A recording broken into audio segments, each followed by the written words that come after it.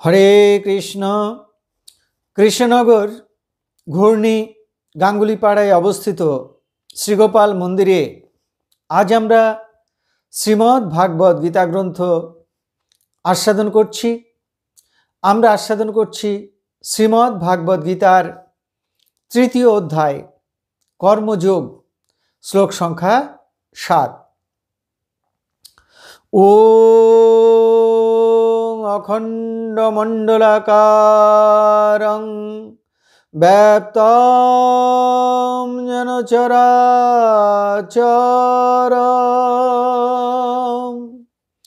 তৎপদং দর্শিতং যেন তস্मै শ্রী গুরুবে নমঃ। ওম নমো ব্রহ্মণ্যদেবায় গো ব্রাহ্মণ হিতায় চ জগদ্ধিতায় কৃষ্ণায় গোবিন্দায় নমো নমঃ। ওম নারায়ণং নমস্কৃত্যং নরং চৈব নরোত্তমং দেবীং সরস্বতীং ব্যাসং তত জয়মুদিরয়ে। ওম সর্বমঙ্গলমঙ্গলে শিবে সর্বার্থ সাধিকে শরণ্যে ত্র্যম্বকে গৌরী নারায়ণী নমস্তুতে। মূকং করোতি বাচালং পঙ্গুং লঙ্ঘয়তি গিরিম যৎকৃপাতমহং বন্দে পরমানন্দমাধবম। হরি ওম তৎসৎ। কৃষ্ণনগর ঘূর্ণি গাঙ্গুলিপাড়ায় অবস্থিত শ্রীগোপাল মন্দিরে আজ আমরা শ্রীমদ্ ভাগবত গীতা গ্রন্থ আস্বাদন করছি। আমরা আস্বাদন করছি শ্রীমদ্ ভাগবত গীতার তৃতীয় অধ্যায় কর্মযোগ, শ্লোক সংখ্যা 7। যতু ইন্দ্রিয়াণি মনসা নিয়ম্য আরভতে অর্জুন কর্মেন্দ্রিয়ই কর্মযোগম অশক্তঃ সবিশিষ্যতে। এখন আমরা এই শ্লোকটির অন্তর্গত শব্দগুলির অর্থ জেনে নেব।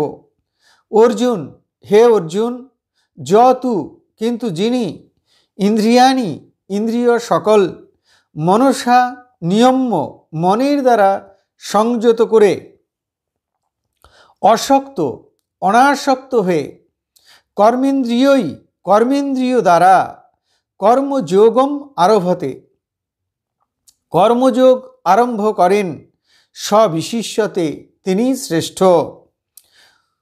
এখন তাহলে এই শ্লোকটির বঙ্গানুবাদ কি দাঁড়ালো? কিন্তু যিনি মনের দ্বারা সমস্ত ইন্দ্রিয় সংযত করে অনাসক্ত হয়ে কর্মেন্দ্রিয়ের দ্বারা কর্মযোগ আরম্ভ করেন, তিনি শ্রেষ্ঠ। এখন আমরা এই শ্লোকটির অন্তর্নিহিত ভাব আস্বাদন করব। ভগবান শ্রীকৃষ্ণ অর্জুনকে বললেন যে, হে অর্জুন, আমি তোমাকে পূর্বের শ্লোকে বলেছি যে যারা কর্মেন্দ্রিয়গুলোকে সংযত করে মনে মনে বিষয়ের কথা চিন্তা করে, ভোগের কথা চিন্তা করে, তারা মিথ্যাচারী। এখন আর এক প্রকার মানুষের কথা বলছি, শোনো। এই প্রকার মানুষেরা মন দ্বারা ইন্দ্রিয়গুলিকে নিয়ন্ত্রিত করে কর্মেন্দ্রিয় দ্বারা অনাসক্তভাবে কর্ম করে। এই দ্বিতীয় প্রকারের মানুষেরা প্রথম প্রকারের মানুষের থেকে শ্রেষ্ঠ বা বিশিষ্ট। এখন আমরা জানব যে মনসা অর্থাৎ মন দ্বারা ইন্দ্রিয়গুলিকে নিয়ন্ত্রিত করা বলতে কি বোঝাচ্ছে। মনসা বলতে এখানে শুধুমাত্র মনকে না বুঝিয়ে মন, বুদ্ধি, অহংকার, চিত্ত সবকটি অন্তর ইন্দ্রিয়কে বোঝানো হয়েছে। এখন মন তো স্বাভাবিকভাবে ভোগমুখী, নিম্নগামী। সাধারণ মানুষের মন একবার বিষয়ের চিন্তাও করে, আর একবার ভগবানের কথাও চিন্তা করে। মন মাছির মতো একবার ভোগের থালাতেও বসে, আর একবার বিষ্ঠাতেও বসে। তাহলে সেই রূপ মন দিয়ে কি করে অন্য ইন্দ্রিয়গুলিকে নিয়ন্ত্রণ করা যাবে, সুপথে চালিত করা যাবে? তাহলে এক্ষেত্রে আমাদের বুঝতে হবে যে ব্যক্তি, যে সাধক তার মন, বুদ্ধি এবং চিত্তকে ঈশ্বরে সমর্পণ করেছেন, যার মন মৌমাছির মতো শুধু ভগবানের নাম রূপ মধু পান করে, ভগবানের গুণগান রূপ মধু পান করে, যে সাধক তার অহংকার ত্যাগ করতে পেরেছেন, যিনি বলতে পেরেছেন যে হে ভগবান, আমি তোমার দাস, আমি তোমার ভক্ত, এছাড়া আর কোনো অহংকার দিও না, যার চিত্ত ভগবানের সমর্পিত হয়েছে, যিনি ভগবানকে ভক্তি, শ্রদ্ধা এবং ভালোবাসা দান করেছেন, যে ব্যক্তি বুদ্ধি দ্বারা স্থির করেছেন যে একমাত্র ভগবানই সত্য, তাকে জানতে হবে। তাকে জানবার জন্য আর সকল ভোগ, আর সকল আসক্তি ত্যাগ করতে হবে, মায়া মোহ ত্যাগ করতে হবে, দিন রাত শুধু ভগবানের নাম করতে হবে, গুণগান গাইতে হবে, জপ ধ্যান করতে হবে, তার সেবা করতে হবে। তাকে জানতে হবে এই জীবনের চরম লক্ষ্য ভগবানকে পাওয়া। সেই রূপ মন, সেই রূপ বুদ্ধি, সেই রূপ অহংকার আগে তৈরি করে নিতে হবে। পরে ভগবানের সমর্পিত সেই মন, বুদ্ধি, অহংকার এবং চিত্ত দ্বারা জ্ঞানেন্দ্রিয় এবং কর্মেন্দ্রিয়গুলিকে সংযত করতে হবে। কিভাবে? অন্তরিন্দ্রিয়গুলি বা মন তখন বলবে, হে চক্ষু, তুমি বাইরের রূপের দিকে আকৃষ্ট হয়েও না, অন্তরে বাইরে গোবিন্দের রূপ দর্শন করো, সাধু সন্তদের দর্শন করো। হে কান, তুমি অন্য কথা, বিষয়ের কথা শুনো না, তুমি ভগবানের নাম শোনো, ভগবানের গুণকথা শোনো। হে জীব, তুমি অন্য খাবার খেও না, ভগবানের প্রসাদ গ্রহণ করো। হে নাসিকা, তুমি অন্য অঙ্গগন্ধ নিও না, ভগবানের অঙ্গগন্ধ নাও। হে ত্বক, তুমি অন্য স্পর্শ সুখ চেও না, ভগবানের শ্রীচরণ স্পর্শ করো। সাধুগুরু বৈষ্ণবদের শ্রীচরণ স্পর্শ করো। হে হাত, তুমি ভগবান এবং ভক্তের সেবা করো। হে চরণ, তুমি আমাকে ভক্ত সঙ্গে, সাধু সঙ্গে নিয়ে চলো। হে লিঙ্গ, তুমি ব্রহ্মচর্য পালন করো।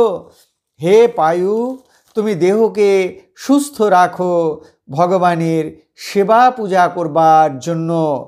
হে বাক, তুমি ভগবানের নাম করো, গুণগান করো। এইভাবে ঈশ্বরের সমর্পিত মন দ্বারা সমস্ত ইন্দ্রিয়গুলিকে সুন্দরভাবে নিয়ন্ত্রিত করে কর্মযোগ আরম্ভ করতে হবে। কর্মযোগ আরম্ভ করতে হবে সুনিয়ন্ত্রিত কর্মেন্দ্রিয়গুলি দিয়ে। কিভাবে? অনাসক্তভাবে। তখন ইন্দ্রিয়গুলির কোনো প্রকার ভোগ বাসনা থাকবে না, কিন্তু কর্তব্য বোধে ভগবানের প্রীতির নিমিত্ত কর্মগুলি করতে হবে। কর্ম করতে হবে অহংকার শূন্যভাবে, কর্তৃত্ব অভিমান শূন্যভাবে। তখন ভাবতে হবে যে ভগবান, সারাদিন যত কাজ করছি সব তোমার কাজ, এই কর্মের কর্তাও তুমি, কর্মের ভালো মন্দ পাপ পুণ্য সব তোমার, আমি উপলক্ষ মাত্র।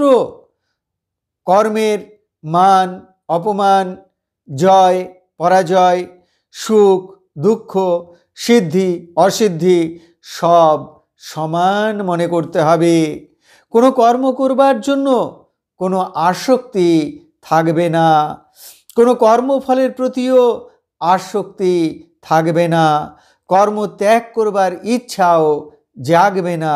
তখন উদাসীনের মতো ঈশ্বর প্রীতির নিমিত্ত বা কর্তব্য বোধে বা লোক শিক্ষার জন্য বা জীব উদ্ধারের জন্য বা জীবের কল্যাণের জন্য নিষ্কামভাবে কর্ম করতে হবে। এইভাবে সুসংযত মন দ্বারা, সুসংযত ইন্দ্রিয় দ্বারা নিষ্কাম কর্মযোগ যারা শুরু করেন তারা মিথ্যাচারী বা কপটাচারীদের থেকে শ্রেষ্ঠ। এই প্রকার কর্মযোগীরা ব্রহ্মকেই প্রাপ্ত হন, মোক্ষ এবং মুক্তি লাভ করেন। এই নিষ্কাম বুদ্ধিতে, অনাসক্ত বুদ্ধিতে কোনো সংসারী মানুষ বা গৃহী ভক্ত যদি সংসার ধর্ম পালন করেন তাহলে তিনিও সেই ব্রহ্মজ্ঞান বা মোক্ষ বা মুক্তি লাভ করবেন, মায়ার সাগর পার হয়ে যাবেন। এটি ভগবানের অভিপ্রায়। এতক্ষণ আমরা শ্রীমদ্ ভাগবত গীতার 3য় অধ্যায় অর্থাৎ কর্মযোগের 7ম সংখ্যক শ্লোকটি আস্বাদন করলাম। শ্লোকটি আমি আরও একবার পড়ছি, তাহলে আমাদের হৃদয়ে এই শ্লোকের অর্থগুলো আরও সুন্দরভাবে পরিস্ফুট হবে। যতু ইন্দ্রিয়াণি মনসা নিয়ম্য আরভতে অর্জুন, কর্মেন্দ্রিয়ই কর্মযোগম অশক্তঃ স বিশিষ্যতে। কিন্তু যিনি মনের দ্বারা সমস্ত ইন্দ্রিয় সংযত করে অনাসক্ত হয়ে কর্মেন্দ্রিয়ের দ্বারা কর্মযোগ আরম্ভ করেন তিনি শ্রেষ্ঠ। এখন আমরা শ্রীমদ্ ভাগবত গীতার মাহাত্ম্য পাঠ করব। শ্রী ভগবান উবাচ গীতা মে হৃদয়ং পার্থ, গীতা মে সারমুত্তমম, গীতা মে জ্ঞানমত্যগ্রং, গীতা মে পরম গুরুঃ, গীতাশ্রয়ে অহং তিষ্ঠামি, গীতা জ্ঞানং সমাশ্রিতং, ত্রিলোকিং পালয়ামি অহম, গীতা নামানি বক্ষ্যামি গুহ্যানি শৃণু পাণ্ডব, কীর্তনাৎ সর্ব পাপানি বিলয়ং জানতে তৎক্ষণাৎ।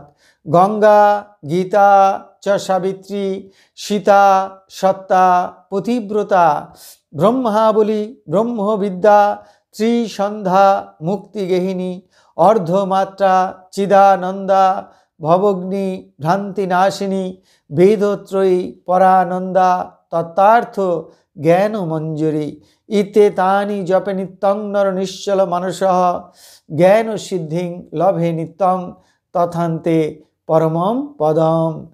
হরি ওং তৎসৎ, হরি ওং তৎসৎ, হরি ওং তৎসৎ। এখন আমরা ভগবান শ্রীকৃষ্ণের চরণে প্রার্থনা জানাব। হে কৃষ্ণ কৃপা সিন্ধু, এই নাও তুমি আমার দেহ, এই নাও তুমি আমার মন, এই নাও তুমি আমার প্রাণ, এই নাও তুমি আমার আত্মা, এই নাও তুমি আমার জীবন যৌবন যথা সর্বস্ব। হে কৃষ্ণ কৃপা সিন্ধু, তুমি আমার পিতা, তুমি আমার মাতা, তুমি আমার পুত্র, তুমি আমার কন্যা, তুমি স্থাবর জঙ্গম কীট পতঙ্গ লতাপাতা, রূপে রূপে প্রতিরূপে তুমি বিরাজিত, তুমি ব্যতীত এই ত্রিভুবনে আর কিছু নেই। হে কৃষ্ণ কৃপা সিন্ধু, এই দেহ মন প্রাণ আত্মার দ্বারা অনুষ্ঠিত সমস্ত কর্ম তোমার কর্ম, এই সমস্ত কর্মের ফল তোমার। হে কৃষ্ণ কৃপা সিন্ধু, তোমার আতুল চরণে আমার কোটি কোটি নমস্কার। পুনরায় তোমার আতুল চরণে কোটি কোটি নমস্কার। হে ভগবান, তোমার আতুল চরণে আমাদের শুদ্ধা ভক্তি দাও, ব্রহ্ম জ্ঞান দাও, সকলের কল্যাণ করো, সকলের মঙ্গল করো। আপনারা সকলে ভালো থাকুন, সুস্থ থাকুন, আনন্দে থাকুন। হরে কৃষ্ণ, হরে কৃষ্ণ।